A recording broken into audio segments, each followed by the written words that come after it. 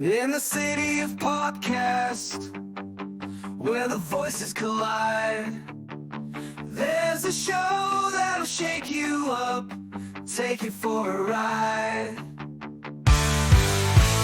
Hosted by Matt and Forrest, they're the masters of the game. Don't be a hero, they ain't here for the fame. With a mic in their hands, they're ready to explore, tackle the topics that others just ignore. From pop culture, the darkest of nights, these two hosts will keep you up with their insights. They'll bring the laughs and they'll bring the heat. There's no topic too taboo, nothing left to lead. They'll challenge your thoughts, make you question each choice. Don't be a hero, it's time to raise your voice.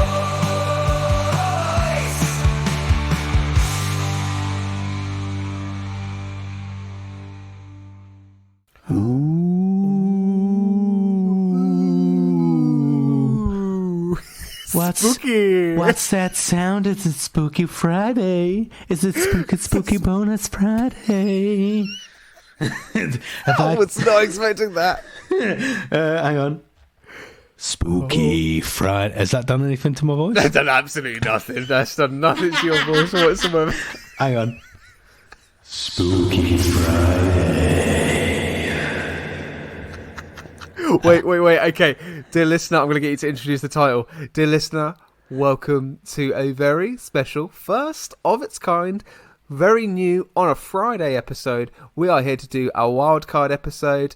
We are here to review the movie for 2024. The Exorcism. I don't even know. How did that sound? I don't get to hear it until That it's... was a lot of reverb. I mean, that just blew my mind. I've got... this is the one. This is what we want. Here we go. Do it. Hit it back to me. Hit it back to me. We are reviewing The Exorcism. That was the one. That's the one. That's what you the want. one. Bit of echo. Yes. Whoa. Dear listener, happy Friday. Before we start, I mean, in the UK, we've just had an election. But we're living in pre-election times. We're currently on a Monday. We have no idea what's happened. Oh, so But- let's we'll record a couple of ones. Oh, Nigel Farage is in power. Hey, welcome to Reform United Kingdom. I'm leaving the country. Or, oh my God, Ed Davey is in charge. It's the Lib Dems. Who? What's the next one? Oh, great. It's Rishi Rishi is back in. Sunak is back. Well, another 5 years of a Tory government. And Keir Starmer's in power. It's the Labour Party. Jesus Christ. There we go. There we go. We've covered all ground there. I'm sure people who like the Greens are getting fuming, but, you know. Yeah. We're realistic here, all right? Let's not take the piss. Sounds like a great idea. Never going to happen, is it? Anyway, let's not get political. Let's not start that on a Friday. Okay. Friday bonus. So, Anyway, here we are. This is very exciting. So, This is. dear listener, this is it's not new. We've done wildcards before. It was very much part of our format as a podcast here for the last couple of years. But now we're dedicating our Friday episodes for the most part on reviewing Friday episodes, and we are doing wildcards based on actors that have been in a superhero franchise movie at some point. So The Exorcism, which stars Russell Crowe. Russell Crowe has not only been Jor-El in the Man of Steel movies, but he's also been Zeus in the MCU. He's been in his fair share of superhero movies, but yeah, different type of movie. He's done something like this before more recently, and I think it's got a lot to do with the I want to say critically panned received notion of the exorcism with this. That sentence went everywhere. in my brain. I was full of surprises. I I was on the journey with you. I sort of broke down a little bit there. Me and you went to Alton Towers and back by the time that came. Whoa. Do you know what? I feel like Joe Biden there a little bit. Anyway, carry on. What a reference. Reference. We're well on the political game. Oh, my God. Yes, agreed. So, Russell Crowe in The Exorcism. First and foremost, we want to thank Strike Media, our friends at Strike Media, who got us a cheeky little copy of this movie, which is currently in the cinemas. Go and see it. Stars Russell Crowe. We've got lots of excitement. It's I believe this is our first straightforward spooky that we've done. Other than Krampus, which we did as Christmas just gone. Yes, this is definitely the first one of its kind for sure. First. You're not a horror kind of guy, are you, mate?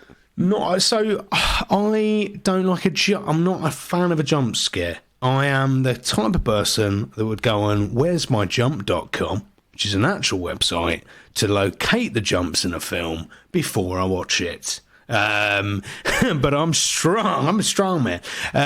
Yes, I'm not a fan of jump scares, but I do like a horror. I like a thriller film, just not of the jump scare variety. Although, having said that, I'm currently looking at a massive fuck off poster of A Quiet Place that sits in front of me on the wall. So, yeah, call me a hypocrite. But anyway, but on the most part, though. Yeah, man. Well, so let's not delay. We're going to do the same format as we've always done with any of our movies. We're going to go straight in with a summary, and we usually go to Rotten Tomatoes. So let's not change that. Let's go to Rotten Tomatoes and give yourselves a little summary. Forrest, are you going to back me up with a little bit of a spooky underscore? Yeah. Yeah. Yeah. What live, or do you want me to no. put this in the edit? Pipe it in the edit. I was going to go. You can if you want to. I could give it a go. No. I will shut up. You read us the synopsis. I'll see you in a sec. Usually Forrest does this, and I'm like, no, I'm doing it because he's still a bit COVID-y. So I'm gonna. Okay, are you ready? All right, here we go. Academy Award winner Russell Crowe stars as Anthony Miller, a troubled actor who begins to unravel while shooting a supernatural horror movie. His estranged daughter, Lee, Ryan Simpkins, wonders if he's slipping back into his past addictions or if there's something more sinister at play. Ooh. How? Well, okay, well, there we go. So, that's the Rotten Tomatoes summary. Would you like to know what the Rotten Tomato meter is telling us right now? Yes, give it to me. So the movie was released in the UK on Friday the 21st of June, so a couple of weeks ago now. The tomato meter is reading at 30%, with the audience score at 36%. Fairly low there, dear Forrest. Lower, but higher than 10%. So, I think that's an important thing to please bear in mind. That is mathematically correct, yes. Yeah. It is factual, that information. That's not fake news here, ladies and gents. Absolutely is 30% tomato meter, 36% audience score. Now, at this point, we normally provide, and we should make no difference whatsoever, to provide our summary thoughts, Matt. So what are your overall thoughts of The Exorcism?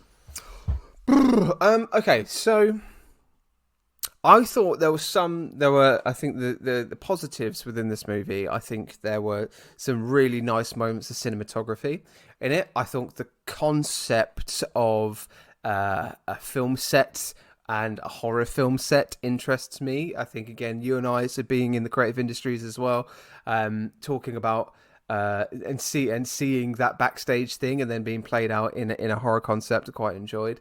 I think there was some really nice moments with performance from Russell Crowe. I think Russell Crowe did absolutely everything within his power to make it a decent script. I think he delivered the lines as well as he could and gave a good character as well as he could. I'm saying as well as he could because I think there's things that fault from a narrative basis and a character basis. The daughter, who was played by Ryan Simpkins, Lee, I thought gave a really good performance as well, quite understated as well in moments. However, I think the story is just all over the place. It felt like it was disjointed as a movie, and there are things that I'll talk about. I think that are at play and at reason for that, looking into the movie itself and how it was shot. The script felt convoluted at times and felt very surface level, and then the even from a horror, and this is the other thing. So, like, me and Forrest aren't horror experts. We're not that type of podcast, but you use horror to sort of place in suspense, but you place it in moments that are then also going to further story and narrative. And it felt like those moments just kind of got lost, and then we just got to the ending, and it just sort of happened, and that was it. I think there was a little bit more opportunities to play with psychological thriller, I think, around it as well. And it felt like they teetered onto it, but they didn't really fully go into it. Particularly looking at kind of the past of Anthony Miller and his issue with the church, of growing up in a church and being quite clearly the character being abused within his formative years and stuff. I think there could have been something played into that a little bit more, but yeah, I think script was a bit icky, and the last 15-20 minutes were just a goner for me. Nice, thank you for your thoughts. I can echo those thoughts. I thought it was incredibly atmospheric and dark. I agree, the cinematography was great. I think from a visual viewpoint, this is a great film. It really sets the scene. The colour palette was great. It's gorgeous, and the simplicity of the story, although in the writing of it can be problematic, I would say that actually in the visual representation, it was fantastic. And for a horror, you don't want anything overly complicated, to be quite honest. It made for, and this film doesn't drag on for too long. It keeps to what it is, and it finishes at a nice pace, I would think. Some, like I say, great performances there. I quite enjoyed the plot to a degree. What I enjoyed from the plot was that although this is obviously absolutely nonsensical in terms of reality, it's not based in a fundamental reality. However, Russell Crowe's character of Anthony trying to escape his demons, and he had a wife with cancer and died. He became an alcoholic. He's got a daughter that is facing all of those problems and more. And his history with the church, and I thought this gave great reason as to why this part was problematic for him and why these things start to unfold around him. It also metaphorically gives a great place at the end of the film. So although there are evident issues with the writing, and sometimes far too one-dimensional and stereotypical, I would say that actually on the whole this provides a great, linear, quick, to the point story, which is a joy to watch at times. Mate, you just said quick. That's again kind of how it felt. It felt like they could have added at least 30 minutes onto the runtime of this movie. It felt like the last act was played very, very quickly. We got to the ending, I thought, at a point where I was like, hang on, I think we need to get to that a little bit later. We need to play a little bit more of the demon, and the demon then transferring into the actual older priest, and who was Ian Fraser, that guy? I think he was, wasn't he? I think so, Fraser, yeah. And it felt like that needed to get played out a little bit, and that's what I mean why I think in that moment in the last act we needed to see a little bit more of Anthony's past to then justify the demon and all that kind of stuff, and then going to that bit. I don't think the way that how it ended was particularly bad. It just happened too quickly. Yes, the guy you're on about played David Hyde Pierce, who played Dr. Niles Crane in Frasier. There you go. That's it. But yes, yeah, I one of the things that I really enjoyed about this, but that wasn't allowed to play out, was that we went through shoot days. So we had shoot day 1, shoot day 2, which I like as a little technique, and actually in many ways it was quite... some of the more spookier scenes played out almost like Paranormal Activity, Matt. I don't know if you've seen Paranormal Activity. Yeah. We had real scenes of, like, especially in the flat, where, you know, his daughter will walk past the corridor, he suddenly disappeared. And I really enjoyed that, and even the setup of, you know, Paranormal Activity, we go through day 1, day 2, day 3. It's a diary, very much a diary format, and it's filmed like that as well. And I enjoyed that, but we didn't let it play out. We had a couple of shoot days, a random, like, you know, flash forward in terms of the shoot days, but we didn't really keep with the format. We started with it strong. We'd have a shoot day, we'd have a non-horror scene built amongst the film set, and then we'd have a flat scene where things are starting to go pear-shaped for Anthony, and that's good. Have a real clean cut day night, and then things start to merge. Right, the day becomes night, and we get some of that, you know, supernatural stuff coming through. But I don't feel like it was done in a very it was clever how it was done, but it wasn't pulled through right into the end. I think it wasn't carried through enough for me. Yeah, I think the bits that I kind of were immediately interested in so me and Forrest have an acting background. We've trained as actors, so the first and foremost thing that we kind of look at is story between characters, right? So then what I was immediately interested in was the troubled past that Anthony's had with his daughter from the first moment. So then when she comes back into the fold, she meets Dad again for the first time. She doesn't call him Dad, she calls him Anthony, Tony. And we don't get an immediate kind of deep dive into their history, and I was a little bit intrigued about, oh god, okay, what happened? Oh, okay, so he was a drug addict. Okay, cool. So then he distances himself from his daughter. Right, okay. So we went rehab. Okay, right, okay. And then he's come back through it, and now she's back into love. So and we got all of that quite quickly, and I was like, you can draw that out. You can stretch that. You can find the arguments. You can find the moments where they get back together and things are going well, and then it goes terribly wrong when the demons start. We do see it just happens quite in a disjointed fashion where it wasn't seamlessly connected to each other. But agreed. We didn't have enough arguments between those two where this exposition was fed through at a normal rate. It was right at the start. Oh, you know, this is my story. This is why I haven't done, you know, this, and now this has led me to this acting part. I thought, given, I find it quite ironic as well that given that this is a film and that film sets, you know, the writers will have known film sets would have been on many, right? And yet some of the most unrealistic scenes and the most kind of like, what? Kind of scenes were the scenes where he was I think it's the scenes with the producer and Tony as an actor, and it was so it was just so fake. It just all felt incredibly fake and not centered in any kind of reality whatsoever, right? There would be some level of well-being for this guy.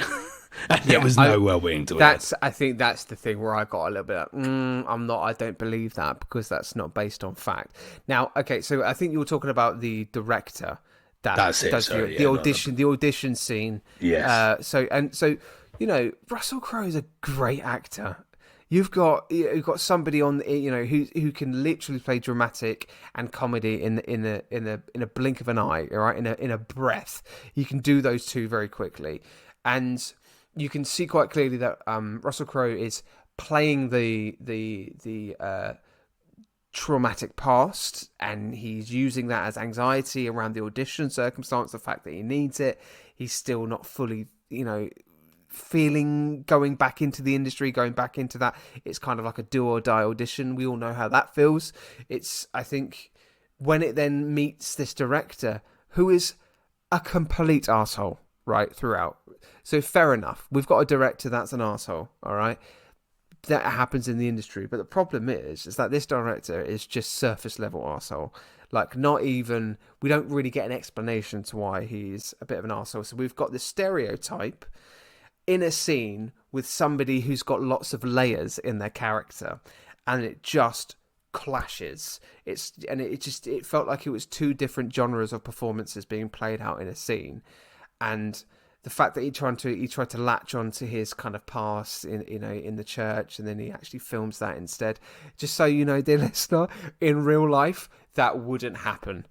In an audition, that wouldn't happen unless they have asked for consent to go, can we just film you while you talk about yourself? Film you on the yeah. There is no way that would ever happen. And also the way that the director talks to the actor on set is, I would say, for the most part, doesn't happen that much anymore in the industry. And there are, like you say, there are things at play now in the industry where the performer and the actors are protected and supported from a mental health standpoint, but also from a physical health standpoint as well. So, because as far as I'm aware, and do let me know if I'm wrong, Matt, but there is, in terms of when this is set, as far as we're aware, this is contemporary, like this is now, right? We're not led to believe there's any time difference between this film and where we're at now, 2024. So, given that is the case, there, 100% this wouldn't happen. 100%. So, and like you said, to root Tony's character in a lot, like in a real sense, he would, have alcoholic tendencies. I can believe that if his wife's died of cancer, he's had this vile upbringing. I can totally get on board with all of that. So if I can get on board with that, and I can get on board with his daughter's story, then the biggest plot device of all, which is the film set, needs to be deep rooted in reality as well, and it just isn't. The idea also that there would be about 5 members of crew with a set that big and in a film set, they clearly got a lot of money, right? They're just recording on the cuff. Like Russ was turning around, they're recording on the cuff, mate. These are professionals at work here. This is not some amateur dramatic like scene that we're watching, or some university film crew. So they're going to have far more than about 5 people watching what's going on. It's not a student flick. No. Do you know what I mean? Yeah. Yeah, it's production value there. Yeah, 100%. Actually, if anything, I find it interesting how Ryan got a job on set that quickly. Yes. And again, sadly, this film lets itself down on all of the filming scenes. I think all of the shoot films, for various reasons, including what on earth Ryan would be given a job, is just a little bit, and it's a big shame, because ultimately this film is about the filming of, The Exorcist. Right, it's that. So the film scene, the shoot scenes have to be incredibly on it. Otherwise, the thing breaks down. And unfortunately, I think that these are the scenes where it breaks down. The flat scenes, however, going back to the flat scenes and going back to, getting Paranormal Activity vibes there with some of the shooting going on. Incredible. Really good. Incredibly atmospheric. Doesn't rely solely on jump scares, this movie. There is a lot of it is the atmosphere being really set up in a beautiful way. And I keep saying flat. It's not a flat. It's definitely a house, isn't it? But it's definitely a house. No, in terms of, it's like a they've little got a basement situation. Masonette. Yeah. It's a masonette, if you will. Masonette situation. What are they called? Stagecoach houses. Oh, very like nice. that. Lovely. Yeah. Sure they call them that in America. Stagecoach houses. Sounds very British, that, but yeah. I have a stagecoach house, please, in America. In the suburban America, may I have a stagecoach? America. So I think we've gone straight into kind of deep diving into the movie, but I think before we go any further, I think it's important to kind of preface all of this. I don't know, Forrest, if you knew, but did you know that it actually was filmed in late 2019? Oh, I did not know. Pre-COVID. It was. So it was originally shot back in 2019, and then obviously COVID put everything kind of like to a pause, and it became a bit of a stress around the movie. But also around this time, Russell Crowe also did another horror movie called The Pope's Exorcist, which then was more successful, and it came out just before this one. And it kind of put pause on this movie as well, because they didn't want to kind of like tie those two movies together so quickly. And, you know, the fact that Russell Crowe is playing kind of similar roles, but for a different movie entirely. It originally was, I think, I'm just having a look at my notes here. So, yeah, so the movie was originally in the hands of Miramax. But then when COVID happened, it then got sold to Vertigo. And then it had its reshoots when COVID lockdown restrictions ended. And then obviously what happened, mate, straight after kind of at COVID times, we then had the strikes. So then they couldn't finish it with the reshoots, with the strikes and everything. And then that kind of put pause on the release of the movie until the strikes were over. So, a bit of production hell. I mean, it's a bit, and I think if you're kind of looking at the overall product of the movie, you can kind of see it's had too much time in the editing room. It had too much time with the reshoots. It had too much time with the writers, the producers, director that's involved. Joshua Miller, is the son of the actors that played Priest Karras, I think, in the original movie. So I think there's a connection in there. It feels like it's just had too much time thinking about it too much and kind of go, okay, well, it's COVID, we've got time to kind of like look at the story, look at it, and it just lost, maybe it lost the passion, maybe it lost the heart of what the original tension was for the movie, which I think is a bit of a shame, because there were some definitely lovely moments in it.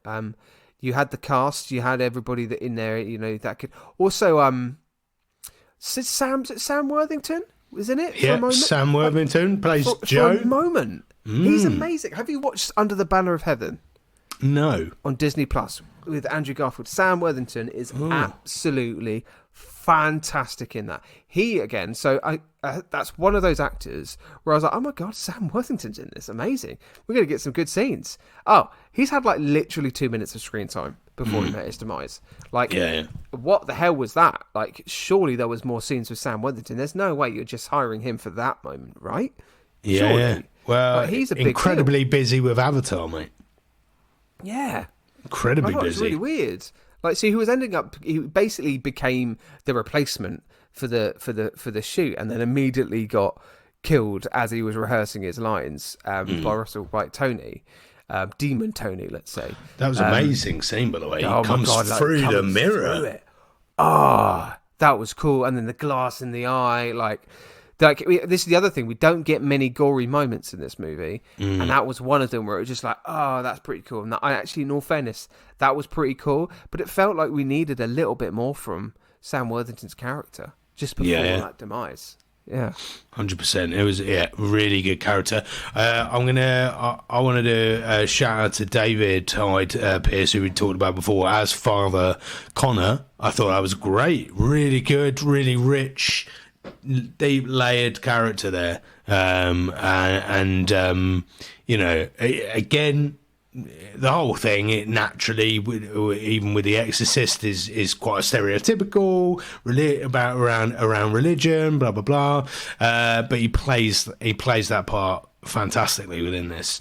And as you say, Matt, I think there's so many great actors in this. And unfortunately, it doesn't seem to all gel into place. There's fantastic parts across the spectrum of the movie, but it doesn't kind of create a nice cohesive whole. I like that cohesive whole. Cohesive whole. Yeah. The way you just like planted those hands together. That was my Alan Partridge moment there. A cohesive whole. Oh my god, that's so good. If we're kind of like just talking about the ending, what do you think about that ending moment with the demon then kind of the demon Tony transfers into the priest demon? The reason why I'm saying is because it didn't feel very clear that was something that could happen. There was no precedent made whatsoever that the demon could just pass into other beings. And is it because it can only pass into other beings that have had troubled pasts? Because there were 2 other people in that room that it could have quite easily gone into. Yes. Agreed. It's about that part, right? It's about that specific part in the movie, because we open the movie with an actor playing the same part, going through the same thing. Do you remember? So yeah. I think it's specifically the actors who are going into that part. And and this is where the director scenes could have gone to, is the director is looking for that authenticity. So he is bringing in actors with lots of toil and trouble in their history, and then putting them in that role. And then that role is a catalyst for all of the other shit that goes on. Now, the ending, I mean... as is the case with any movie like this, the ending is going to be the ending, right? It's going to be melodramatic, over the top, whatever you want to call it.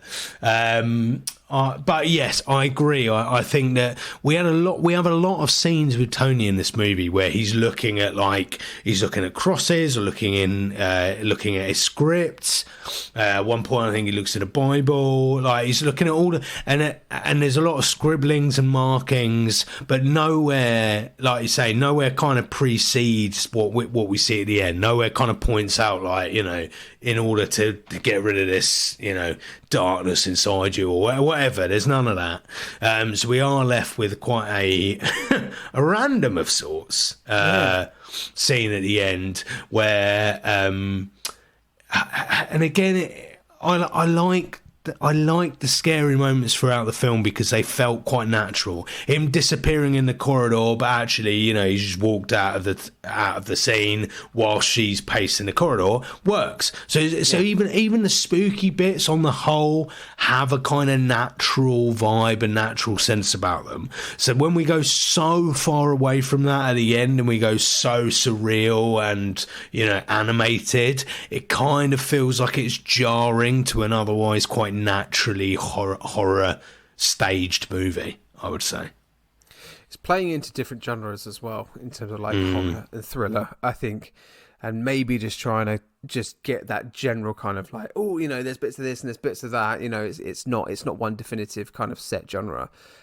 Whether that's the intention or not, or whether that's shared in terms of views there, I have no idea. But the ending, I thought, the same, just kind of came at a point where it was just like, this is a lot to process. And again, in terms of narrative, it was really difficult to follow. The bits where the girls were chanting was something straight out of the bloody Crucible, mate.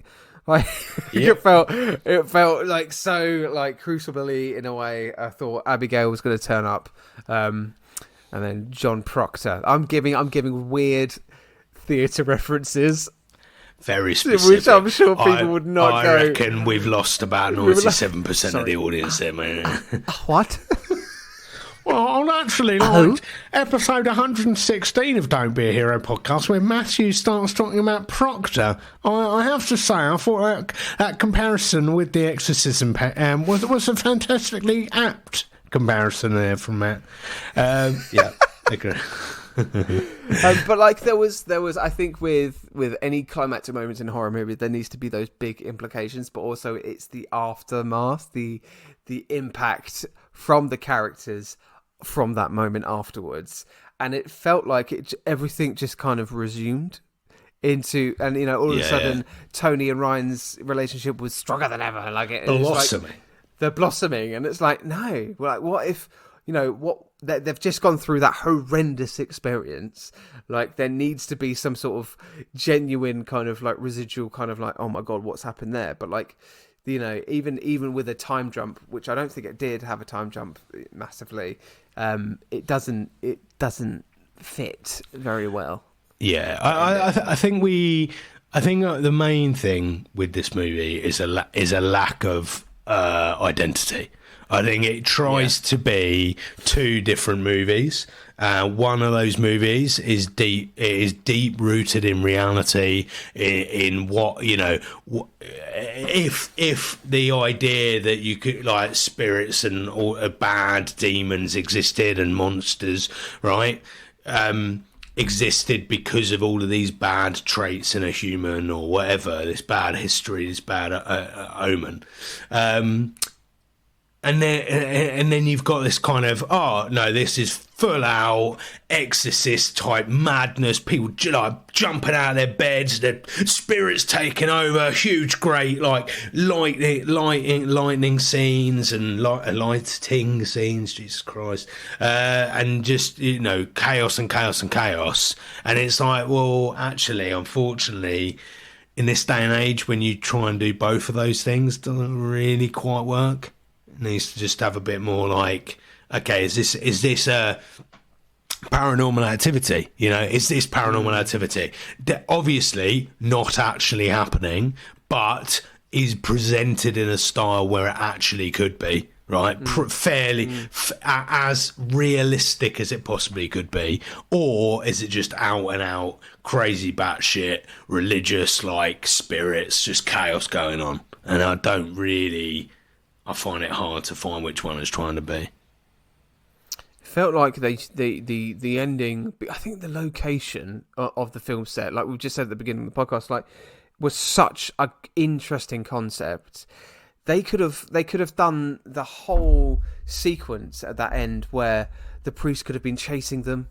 Once the demon goes out of Tony and then into the priest, they could have been chasing them around the different set, destroying the set, using the glass shattered from Sam Worthington's death to then throw that at them. If you're gonna make it supernatural, then make it properly supernatural. Do you know what I mean? Then go into it. Then make it that choice.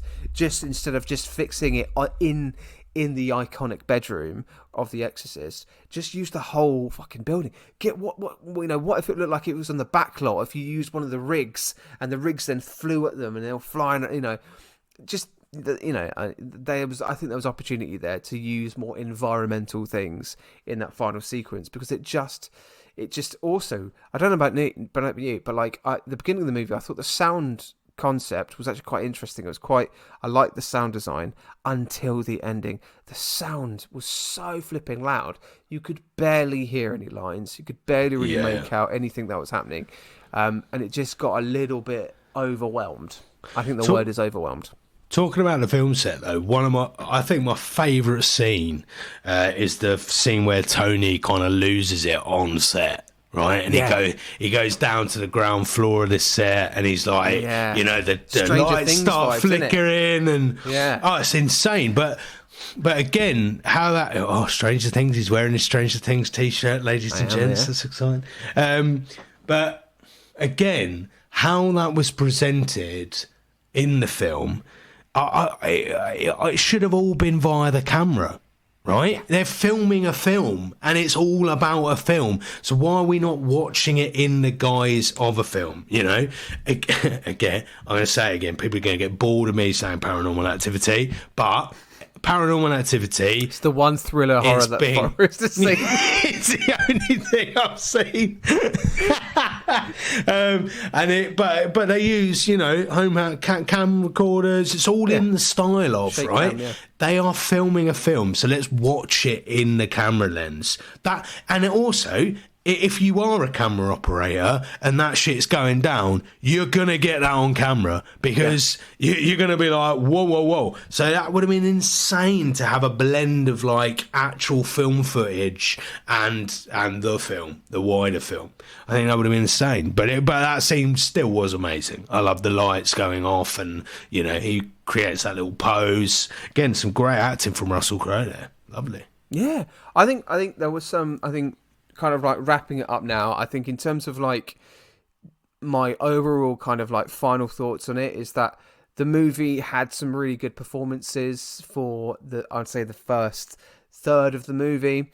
I thought Russell Crowe did well in what he was given. I thought actually everybody did well in what they were given, particularly Russell Crowe and Ryan Simpkins, who played Lee. Is it Ryan? It was Ryan, isn't it? Yes, it is. Yeah. Yeah. And it just kind of just flew off. You can clearly see that there were just disjointed moments from a text narrative standpoint, and I felt like it needed at least 30 minutes more of screen time with certain characters. I would have loved to have seen Russell Crowe and the priest have more of a conversation about the past, because they were alluding to the fact that he was the priest that he was abused by. Like that could have been such a big thing to talk about and to reveal and to play that through a little bit more. Even in the final moments, the demon talking to him through him, stuff like that. It just kind of fell short on that kind of regard for me. Absolutely. And I thought we were going to get like an actual like solid proof that this priest was the priest, because we were getting flashbacks of a young Tony, and there was something about like the hand on his mouth and stuff, or like feeding him the bread or whatever, right? And I thought it would have been really easy if he'd have had a birthmark on his hand, and that priest also had that birthmark. And then he just sees it, and then we get that flashback. Would have been like just a lovely touch. But yeah, sadly not to be. So I think in terms of like giving it a little crisp rating to listeners, we're going to give this a little crisp rating out of 5. So real wildcard reviews, we're going to do this differently. We're going to do it collectively. So I think, I don't know how we do this. Do we do it? Do you just tell me in our chat? Private chat me what you think it might be, or do we do it at the same time after 3 and see if we've got the right rating out of 5? Are we including halves? Yes. Oh, fantastic. I think I know what we're going to do. Okay. Oh, lovely. So after 3, you and I are going to give it a crisp rating with halves included if we needed to, out of 5. Are you ready? Yeah. 1, 2, 3, 2.5. There. That was amazing. There we go. There we go. Genius move. Say no more. Let's call that here. We've done 116 episodes. This is the last one. Thank you. Good night. You've reached the peak. The peak. No, but I agreed. Yeah, definitely 2.5 stars. Not awful. You know, and there was some great bits in it, really good bits, really, really solid bits. But on the whole, I just feel like this doesn't. You can really feel that this is a movie that's had far too much time in the oven, and because it's been slightly burnt on the edges. 100%. So we've given it 2.5, you know, for the Exorcism. Let's just, I know this is a superhero podcast, so it'll be silly for us not to mention Thor 5 with Russell Crowe. Do you think we're going to get Zeus back in the picture for Thor 5? I mean, if we don't, it would be insane, given they did a whole end credit scene. So yes, I believe we're going to get Zeus. Yeah, although crazier things have happened, and as we know, Thor 5 has gone through its own kind of production hell. It's kind of was off on again, different people like potentially directing it. Yeah, very odd. So who knows? But I hope he is. I love Russell Crowe. I like the character of Zeus. I think it could be positive and a good thing for Thor. So let's see. What about you? Yeah, no, I think definitely. I think it's kind of written in in the stones of the MCU lore that Zeus has got to come back because to follow what's going on with Hercules and all that kind of stuff. Yeah, it feels like it's quite imperative, but we will see. Do you think he'll turn up in Gladiator? Gladiator. I mean, it'd be a crying shame if he doesn't, right? Yeah, it would be, wouldn't it? A little cameo. Just a little cameo. Go on. Little- Yeah. Oh, it's a little cameo. Oh, yeah. A little crow cameo, if you will. Oh, lovely. Yeah. All right. Well, Fab. Fabulous. Thank you, Forrest. I love you. Dear Love you listener, more. thank you so much for popping in on this wonderful Friday. I hope it's a brand new day in the UK. It's a brand new day, a brand new government. It's the United Kingdom. If you don't live here and you haven't got a new government, welcome anyway. New government in the United Kingdom. And France is possibly electing the far right at the same time. Oh, it's... Oh, yeah, they are, aren't they? Yeah. Oh, let's not go there. Anyway, let's leave it there. Dear listener, I hope you're hungover because you're happy and jubilant of what's happened in the UK. I hope we're all okay. I hope England win on Saturday. It was a scraped win. I'm not going to go into the Euros, but that was a scraped win this week. So let's just have a comfortable win into the semis, please. Though I don't think it's going to happen. Switzerland going to cane us. I have looked into this actually just before we break up about the England match. I had a look online. I took a couple of hours this morning to really have a look. Apparently, you are allowed to make substitutions in the European. Turns matches, out you're actually allowed to. And do it. I can't doing it at the last minute as well of the actual 90 minutes. Don't think that's how you use them. But anyway, I'm not the professional here. I don't know. Yeah. I'm just a guy that's talking nonsense. Clearly. Anyway, let's just stop it there. I love you. Ta-ra. Good night. Bye, everybody. See you next week. Episode 6, The Boys. See you there.